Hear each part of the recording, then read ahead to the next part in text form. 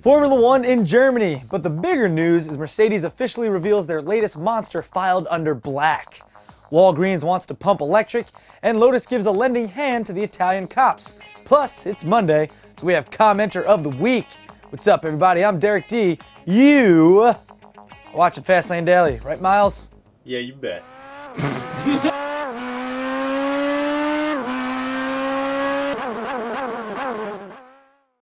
The next generation of performance is here. Royal Purple's new high-performance street motor oil, HPS. Fortified with zinc phosphorus anti-wear protection, HPS exceeds the demands of high-performance and modified engines. Magnified, HPS improves metal surfaces for longer engine life. HPS's high film strength frees up more power, reduces heat and wear, plus provides greater protection. The next generation of performance is here with HPS from Royal Purple, the performance oil that outperforms.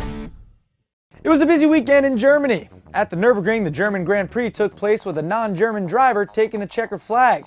Lewis Hamilton claimed it to be one of his best drives of his life as he beat out the Red Bull of Mark Webber and Ferrari F-150 of Fernando Alonso. Vettel suffered a spin trying to catch the leaders, which ultimately put him out of the running for a spot on the podium. Even though the Germans didn't win their home Grand Prix, they did respond with some heavy ammunition in the form of a new car release. They call it the C-Class AMG Coupe Black Series. Officially revealed at the Nürburgring this weekend to coincide with the F1 race, this isn't the first time we've seen this red Black Series. Spy photos leaked from the photo shoot 2 weeks ago, then we saw details on the exterior of the car, and now we've got firm facts on what the new Axeman from Hell, Black Series, is capable of. Under the hood is the traditional AMG source 6.2-liter V8 engine pushing 510 bhp, that's brake horsepower. That power gets to the ground via an AMG Speed Shift MCT7 speed transmission with rear differential lock. Boom. The 30 horsepower increase over the normal C63 may not seem like a lot, but it's the attention to detail that makes this car a doozy. The car will come with adjustable AMG coilovers for the suspension setup, as well as an AMG brake system with the option of carbon ceramics. Also available is the AMG Track Package that includes R-compound sport tires and rear axle transmission cooling. You can even adjust the carbon fiber rear spoiler. The car sits on the ground a full 42 millimeters wider, while 60 miles per hour comes in a 1, a 2, a 3, a 4, 0.2 seconds. It gets a seriously badass rear diffuser that Mercedes says has a similar design to the SLS GT3 race car. Now, the only problem we see is that Mercedes forgot to include the weight of the car in their press release. At least we couldn't find it. We wonder why. Is it because it's a big-ass heifer Mercedes? Either way, heavy or not, this thing is a beast.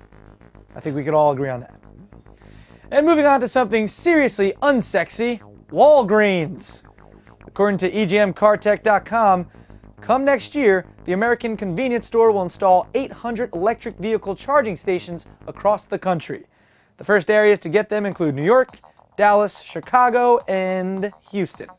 Walgreens claims that their system will allow for different levels of charging, but for reference, 10 minutes will get you at least 30 miles of electric range. But don't think this will be a free service.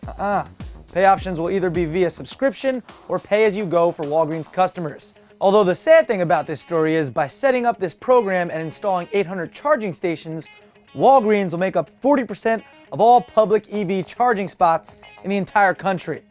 That's one company, 40%. Should we say infrastructure for the loss? But most people don't have electric cars, and I don't see the majority of people having them in the near future, so maybe it balances out. I don't know. And finally, Lotus has announced they are donating 2 Lotus Evoras to the Italian military police, also known as the Carabinieri. I'm gonna get destroyed for that. The occasion marks the 150th anniversary of Italy's unification, building the 2 Evora S police cars for military units in Rome and Milan. The cars will come with a light bar, radio equipment, but more importantly, a refrigerator compartment for their midday snacks. Nah, I'm just kidding.